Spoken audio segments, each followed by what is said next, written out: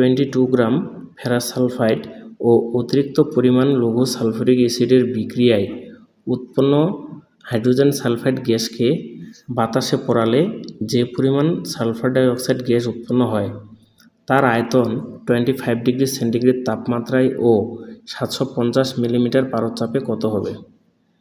Ferrous sulphide এবং sulphuric অ্যাসিডের বিক্রিয়ায় উৎপন্ন হবে হাইড্রোজেন সালফাইড।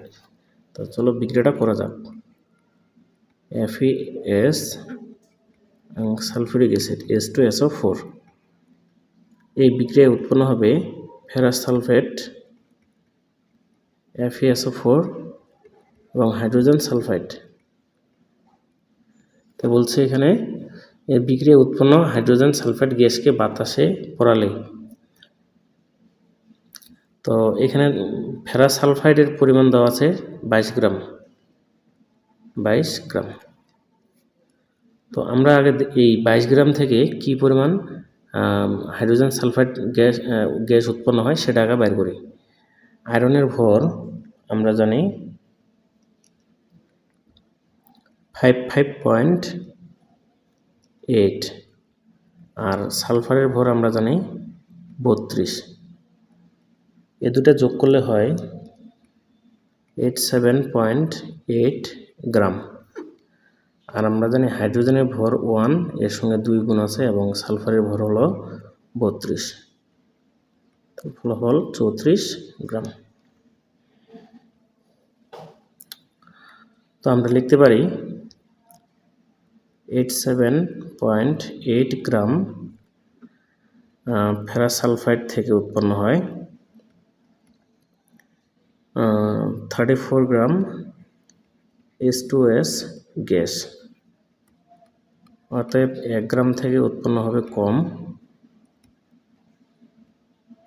34 নিচে 87.8, অতএব 22 গ্রাম থেকে কতটুকু উৎপন্ন হবে? তো 22 গ্রাম থেকে উৎপন্ন হয় 34 × 22 ভাগ 87.8, ফলাফল হবে 8.51 গ্রাম H2S। এই যে এখানে H2S গ্যাসটা উৎপন্ন হলো, তা বলছে উৎপন্ন হাইড্রোজেন সালফাইড গ্যাসকে বাতাসে পোড়ালে, তো যে গ্যাসটা উৎপন্ন হয়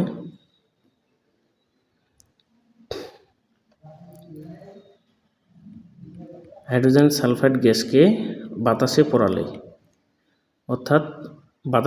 অর্থাৎ অক্সিজেনের সঙ্গে বিক্রিয়া হবে।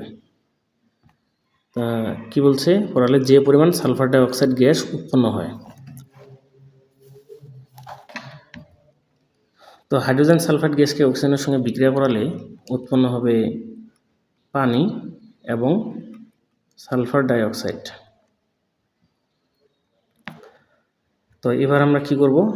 এই সালফার ডাই অক্সাইড গ্যাসের যে মানটা, আয়তনটা, আমরা আয়তন বের করব এটার। কারণ সালফার ডাই অক্সাইড গ্যাসের কী বের করতে হবে? আয়তন কত ডিগ্রি সেন্টিগ্রেড তাপমাত্রায়? 25 ডিগ্রি সেন্টিগ্রেড তাপমাত্রায় এবং এই 750 মিলিমিটার পারদচাপে। এজন্য আমরা এই সমীকরণ থেকে সালফার ডাই অক্সাইড গ্যাসের আয়তনটাই বের করব। ঠিক আছে? তো এই সমীকরণটিকেও এখন সমতা করা যাক। হাইড্রোজেন এখানে দুইটা, এখানে অক্সিজেন একটা, আর এখানে দুইটা, তিনটা, আর এখানে কয়টা? দুইটা নাকি? তাহলে 3টা অক্সিজেন কীভাবে বানাবো আমরা?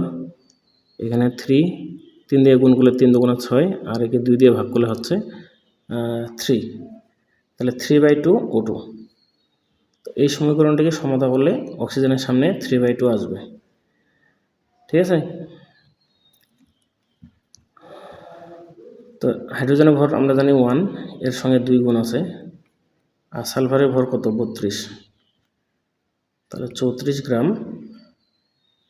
Hydrogen sulphide.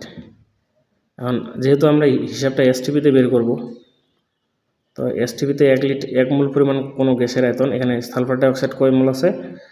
1 মোল। আর আমরা জানি 1 মোল পরিমাণ গ্যাসের আয়তন কত? 22.4 লিটার। আমরা লিখতে পারি 34 গ্রাম H2S থেকে উৎপন্ন হয় 22.4 গ্রাম 4 লিটার সালফার ডাইঅক্সাইড গ্যাস। অতএব 1 গ্রাম থেকে 22.4 ভাগ 34। অতএব এখানে হাইড্রোজেন সালফাইডের যে ভরটা বাইর হলো 8.51 গ্রাম থেকে 22.4 ইন্টু 8.51 আর নিচে হবে 34। তো ফলাফল আসবে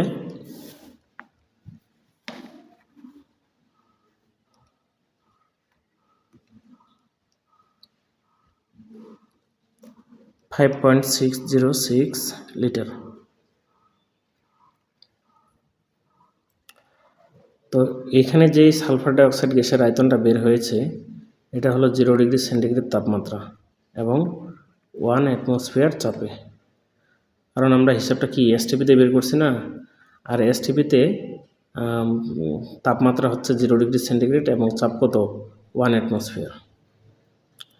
তো এখন এই আয়তনটাকে আমরা ধরলাম V1, এই তাপমাত্রাকে আমরা ধরলাম T1 এবং এই চাপকে আমরা ধরব P1।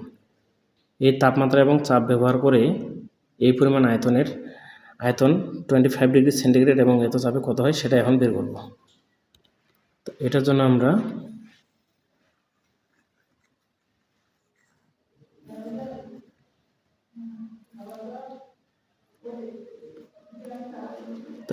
এখন আমরা এখানে লিখব এইভাবে। আর এখানে দেখো আমরা জানি P1 V1 ভাগ T1 ইকুয়াল P2 V2 ভাগ T2। তো আমরা লিখতে পারি V1 ইকুয়াল কত, আচ্ছা যেহেতু এগুলা লেখা আছে বন্ধুরা বুঝে নিও। তো এই আয়তনকে ধরলাম আমরা V1, তাপমাত্রা T1 এবং চাপ P1। এই সেন্টিগ্রেড থেকে আমরা কেলভিন করলে কি করব 273 যোগ করলে সেটা কেলভিন হয়ে যাবে। আর এখানে যে তাপমাত্রাটা দেওয়া আছে এটাকে আমরা ধরলাম T2, 25 degree centigrade, 25 plus 298 kelvin.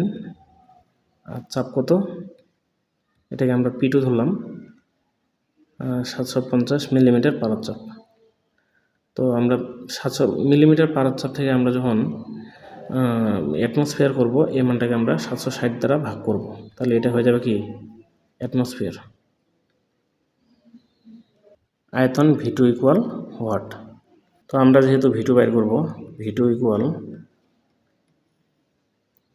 P1 V1 T2, P1 V1 T2 আর নিচে হবে T1 P2। মানগুলো বসিয়ে দিই। P1 এর মান 1 আর V1 এর মান 5.606, T1 এর মান 273 কেলভিন, 273 আর P2 এর মান হলো 750 ভাগ 760। যে অ্যান্সারটা আসবে সেটা হলো V2। তো V2 এর মান 6.2 লিটার। ঠিক আছে, তো বন্ধুরা আশা করি বোঝা গেছে।